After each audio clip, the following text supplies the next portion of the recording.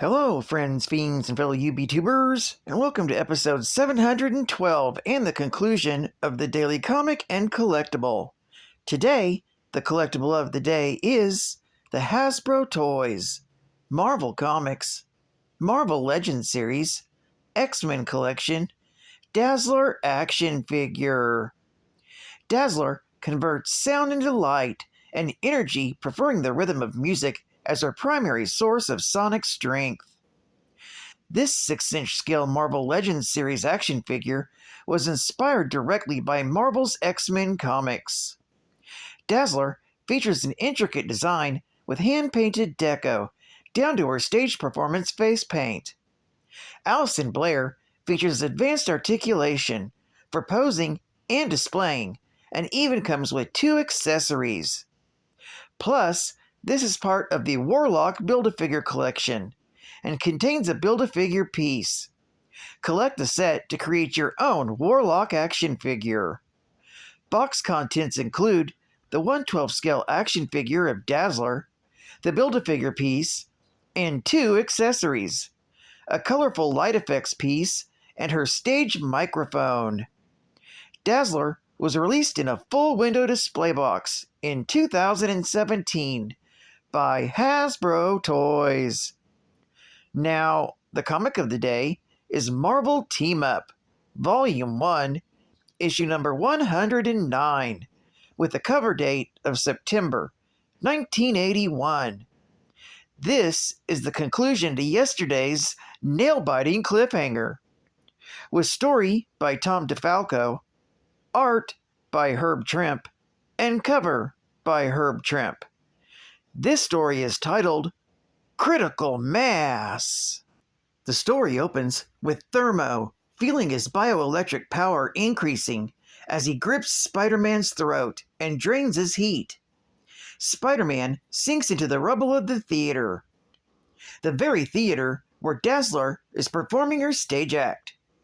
Across the street, Paladin slowly regains consciousness after having been smashed through a plate glass window by THRU. Only the armor in his costume kept him from being killed. Suddenly, THRU is distracted by a brilliant light display, and he lets go of Spider-Man to face Dazzler. Having heard the commotion outside, Dazzler used her mutant ability to temporarily blind THRU, allowing Spider-Man to recuperate some powers to restore some of his strength, and he manages to stagger THRU with a punch to the back. Paladin then shoots THRU with the nullifier. Although the weapon again fails to knock him out, THRU is so overwhelmed by the triple attack, he runs down the alley. He vows to return to crush them. He leaps over a fence and escapes. Paladin's eyes suddenly light up when he sees the gorgeous Dazzler. However, they hear police sirens, so they quickly carry Spider-Man to Dazzler's nearby apartment. Soon, Spider-Man is huddled under a blanket, and Dazzler, now out of costume as Allison Blair, serves him a cup of tea to warm him up. Allison asks what the battle was all about. Paladin explains THRU's origins, and then explains that THRU murdered his one-time friend and assistant, Dr. Paul Bradshaw. And now, the maniac is on the loose. Paladin then tosses Spider-Man the nullifier, and bids Dazzler farewell, and mentions they should all rendezvous at Christine's laboratory that night, and resume tracking THRU down. Spidey tries to web swing out of the apartment, but with his clouded vision and unsteady hands, they render his web shooters useless. Allison catches him before he falls out of the window, and as he collects his wits, he hopes that THRU has not destroyed his spider powers permanently. Dazzler turns on her stereo and converts some of the soft music into soothing light to calm Spider-Man and ease his tensions. THRU finds an abandoned building where he discovers a cloaked and hooded figure leading a group of cultists in a particular chant. He tries to call forth a demon named Yoggoth, and THRU suddenly enters. At first, the cultists protest that he's a lunatic, but when he demonstrates his bioelectric blasts, they all become silent. Then, THRU starts to harangue the worshippers, telling them that they will be the core of a new movement that will sweep the entire planet. As dawn breaks, Spider-Man awakens in Allison's apartment. Except for some muscle pain, he's completely recovered.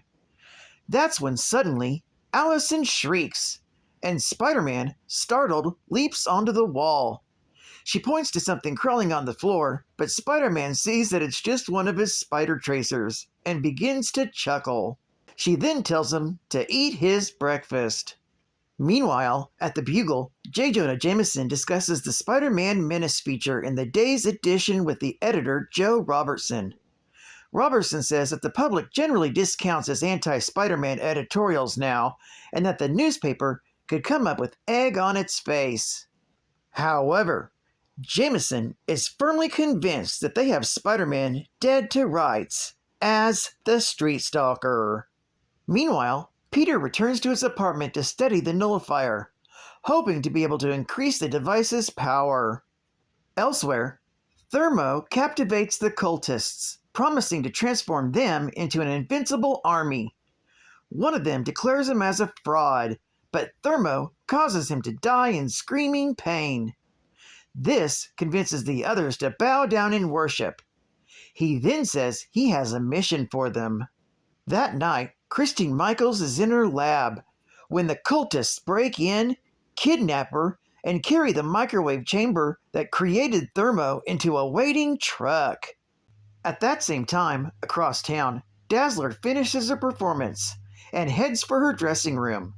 Among the attendees is the cult leader himself, Mark Hamilton, and some more of the cultists. Dazzler starts removing her makeup and hears someone at the door. Thinking her visitors are fans, she lets them in, but they suddenly attack and knock her unconscious. A little later, when Spider-Man enters the Michaels laboratory, he's dismayed to find the microwave chamber and Christine both absent. Paladin, however, is present, and Spider-Man shows him the newly modified nullifier, showing that it's now in a helmet and will greatly intensify its effects. Now in THRU's basement headquarters, he declares to his wife that he's become a god, and tells Dazzler that she interfered with his battle against Spider-Man, and had he subdued the crime fighter, he would have doubled his power. Suddenly, Spider-Man and Paladin crash through the door. Spider-Man ducks to allow Paladin to stun blast the cultists, and THRU prepares to let loose a force blast. Then, Dazzler stamps down hard on Hamilton's foot and escapes the cultists guarding her. Quickly affixing roller skate wheels on her boots, she turns on her pocket radio, whose sound she can convert into light to use as a weapon. Meanwhile, Paladin and Spider-Man dodge THRU's force blasts, and Spider-Man tries to slip the nullifier helmet on the evildoer's head. Unfortunately, he slaps him away. Then, Dazzler focuses her light into a mini laser burst at THRU's feet. Spider-Man spins himself a pair of boxing gloves out of webbing to avoid touching THRU in battle, and starts to batter him. Then, the cultists run towards the microwave chamber, which they believe will give them all power. Fortunately, Paladin holds them back with his gun. Then, Dazzler emits a painful, blinding light burst that causes them all to black out. Spider-Man leaps into THRU and smashes him into a pillar. Unwilling to see her husband beaten up, Christine suddenly runs towards him from the shadows. He grabs her hand, trying to replenish his bioelectric energies. But before he can absorb her body heat, Dazzler emits another blinding light burst. THRU retaliates with a force blast of his own, powered by the energy being drained from his wife. Dazzler dodges his force blast on her skates, and then Paladin throws Spider-Man the helmet. Quickly, he web slings down from behind and slips the helmet on THRU's head. In seconds, it consumes THRU's energy, and a final punch from Paladin knocks him out. Finally relieved that the battle is over, Christine weeps for her husband, hoping that his mind can be restored. Dazzler's exhausted, and Spider-Man lets her lean on him for support. Stunned and leaderless, the cultists are ready to be taken into custody. Paladin puts away his weapon, somewhat disappointed that he, of all people, seems to have no girl at the end of the battle. But, he thinks, at least he will end up with some money. This story is continued in Marvel Team Up, issue number 110. Geek Fact. Later, THRU tried to rob the Baxter Building, only to be beaten up by Quasar, who had an office there. Then, THRU was attending an AIM Weapons Expo, betting against Sunstroke and Captain America, who was posing as Crossbones.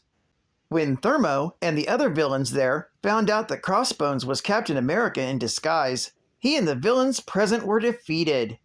And in World War Hulk, THRU was revealed to have been lying low during the Civil War and was robbing evacuated buildings. Bonus Geek Fact. In this story, Lance Bannon was gunning for Peter Parker's job.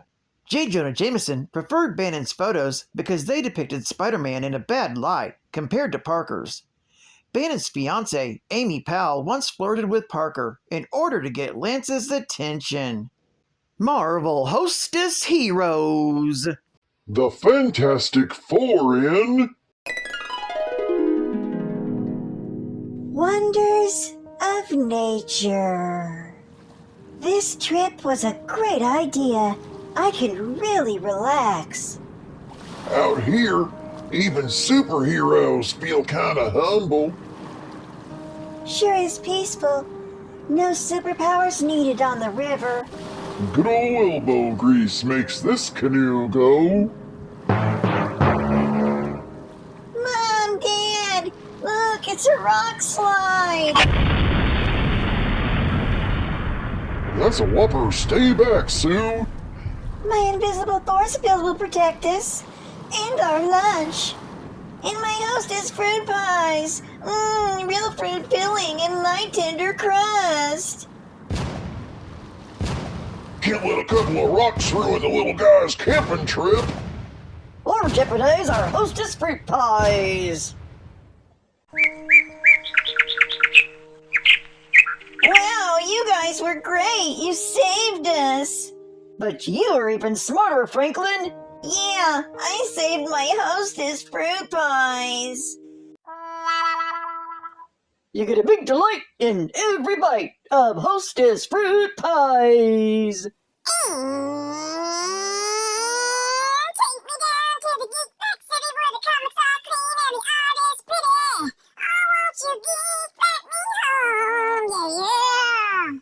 Allison Blair manifested her mutant abilities while performing at a high school dance when a gang of bikers disturbed the party and started attacking everybody. When she was about to be attacked herself, she unleashed a blast of incredible, brilliant, blinding light, all in attendance save herself. For years, Allison kept her powers a secret from those closest to her, further alienating herself from her father. By the time she reached university, Allison began to explore both her powers and her musical ability. Allison crafted her own performing suit, accessories, and named herself the Dazzler. It was at this moment that Allison decided to abandon her father's dream. While at her graduation ceremony, Allison informed Carter that she would not be attending the law school he had selected for her, and instead would pursue a life as a singer, without her father's blessing or financial support. Dazzler used her light-based mutant powers as a draw for her performances. Taking the sound of the music and converting it into dazzling displays of color drew the young singer enough attention to land her gigs at several New York clubs and discotheques. However, Allison knew that she would have to keep the nature of her powers a secret. Marketing her light shows as a technological secret, Allison was able to bypass critical speculation for some time. Yet, while this little white lie fooled the club managers and others in her life, it did not escape the notice of Emma Frost, the White Queen of the Hellfire Club, or Professor Charles Xavier, founder and mentor of the X-Men. Well, I'd like to thank you for joining me for another Daily Comic and Collectible, and I hope to see you again Monday. This is Cut Fan Comics Man, and I'll catch you on the flip, baby. Over and out.